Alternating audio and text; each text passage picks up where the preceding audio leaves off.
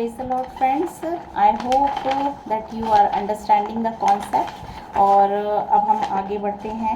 इसमें थोड़ा सा और रह गया है, ये लास्ट इसका जो है पार्ट है। इसमें हम पढ़ते हैं कि 1260 वर्षों के दौरान रोमन कैथोलिक कलीसिया ने जो है लोगों के द्वारा जो है शैतान की पूजा कराई, और उसका जो दिन उन्होंने निर्धारित कर दिया वो किया रविवार जो कि परमेश्वर की आज्ञा के विरोध में एक नियम बनाया गया, जो कि रोमन कैथोलिक चर्च ने इसकी स्थापना करी और आज भी ये कायम है, जो कि मैं बताना चाहती हूँ परमेश्वर की आज्ञा के विरोध में है और ये एक पाप है।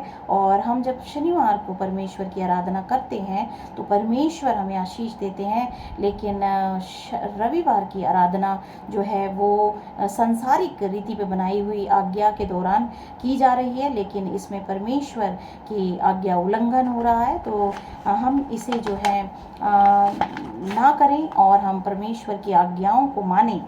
और हम इसमें देखेंगे कि किस तरीके से 13 अध्याय रिविलेशन और उसकी 5वें वर्ष में लिखा है, कौन उससे लड़ सकता है, और बड़े बोल बोलने और निंदा करने के लिए उसे एक मुंह दिया गया और उसे 42 महीने तक काम करने का अधिकार दिया गया। इस तरह से देखते हैं कि अभी भी 2000 साल के बाद भी वही जो है कायम है, और किस तरह से परमेश्वर की आज्ञाओं का उल्लंघन करके लोग जो हैं परमेश्वर के पास जाते तो हैं, लेकिन आशीष बहुत दूर है। आशीष बहुत दूर है, क्योंकि परमेश्वर की आज्ञाकारिता एक सबसे बड़ी आशीष है। और जिस तरह से हम नीति वचन अध्याय 28 के 9 में पढ़ा था कि जो व्यवस्था से मुंह मोड़ लेता है उसकी प्रार्थना घृणित, परमेश्वर के सामने घृणित ठहरती है। तो इसमें लिखा है, समय से संबंधित 10 आज्ञाओं के परमेश्वर के नियम का एकमात्र भाग चौथी आज्ञा है। इस कलीसिया ने उपासना का दिन शनिवार 7वें दिन से बदलकर रविवार सप्ताह का पहला दिन करने का प्रयास किया है। और ये जो संस्था है वो रोमन कैथोलिक चर्च है, जिसकी स्थापना जो है वो भी प्रभु यीशु मसीह के जाने के 300 सालों के बाद ये स्थापना की गई। एक धर्म बनाया गया, क्रिश्चियन धर्म बनाया गया, लेकिन यहाँ पे भी जो है शैतान ने परमेश्वर की महिमा को चुराया और सारा महिमा वो खुद लेना चाहता है, क्योंकि वो लालची है। वो चाहता है परमेश्वर की महिमा उसको मिले। और वो जिस तरह से हमने पढ़ा था 14 की 14 यशाया में लिखा है, वो चाहता है मैं मेघों से भी ऊंचे ऊंचे स्थानों के ऊपर चढ़ूंगा, मैं परम प्रधान के तुल्य हो जाऊंगा। पर परम प्रधान के तुल्य कोई नहीं हो सकता है, और मनुष्य तो बहुत ही मिट्टी का एक पुतला ही है। तो मनुष्य को कितना सचेत होने की ज़रूरत है, परमेश्वर की आज्ञाकारिता में बढ़ने की ज़रूरत है, जिससे कि वो परमेश्वर की आशीषों को प्राप्त कर सके। एक सांसारिक शक्ति के लिए उपासना के दिन को बदलने की कोशिश करना, 7वें दिन सैबत जिसे परमेश्वर ने स्वयं अपने अधिकार के संकेत के रूप में दिया था। ये लिखा गया है निर्गमन अध्याय 31 की 13 में। इसमें लिखा है निर्गमन में, तू इजराइलियों से यह भी कहना कि निश्चय तुम मेरे विश्राम दिनों को मानना, क्योंकि तुम्हारी पीढ़ी पीढ़ी में मेरे और तुम लोगों के बीच यह एक चिन्ह ठहरा है, जिससे तुम यह बात जान रखो कि यहोवा हमारा पवित्र करने वाला है। और ये पीढ़ी पीढ़ी के लिए ठहराई गई ये आज्ञा है कि सैबत की आज्ञा को हम माने, विश्राम दिन की आज्ञा को माने। और यहेजकेल 20 अध्याय 12 में लिखा है, फिर मैंने, यहोवा कहता है कि मैंने और उनके लिए अपने विश्राम दिन ठहराए हैं, जो मेरे और उनके बीच चिन्ह ठहरे, कि वे जाने कि मैं यहोवा उनका पवित्र करने वाला हूँ। और मेरे विश्राम दिनों को पवित्र मानो, कि वे मेरे और तुम्हारे बीच में चिन्ह ठहरे, और जिससे तुम जानो कि मैं तुम्हारा परमेश्वर हूँ।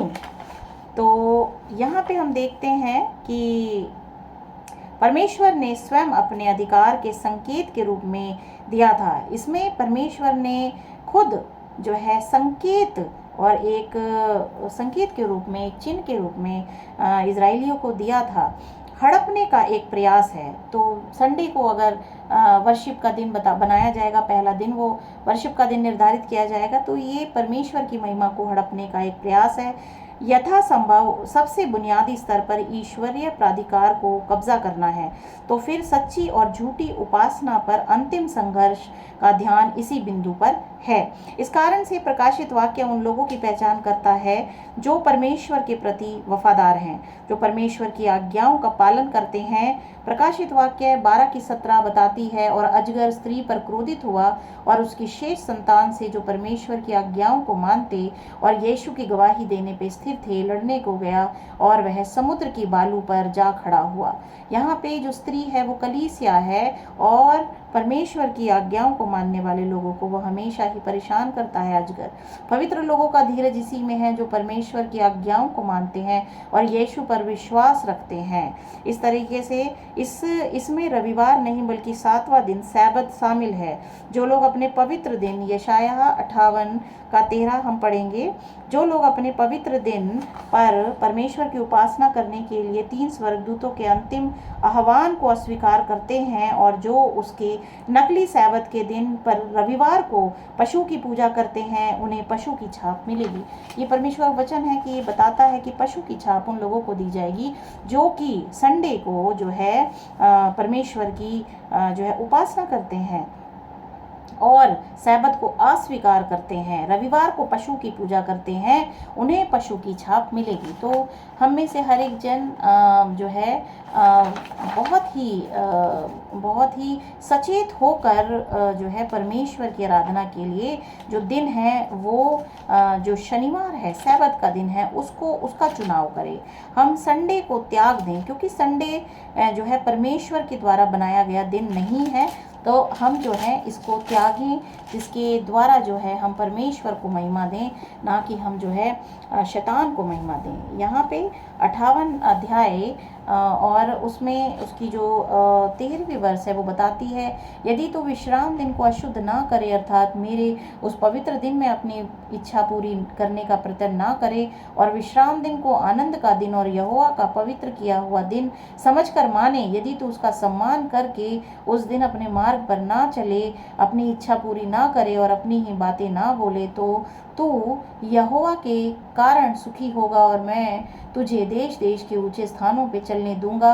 मैं तेरे मूल पुरुष याकूब के भाग की उपज में से तुझे खिलाऊंगा, क्योंकि यहोवा ही के मुख से यह निकला हुआ वचन है। तो परमेश्वर की हम इस सैबत की आज्ञा, विश्राम दिन का पालन करें और प्रभु आप सभी को बहुत आशीष दें। आमीन।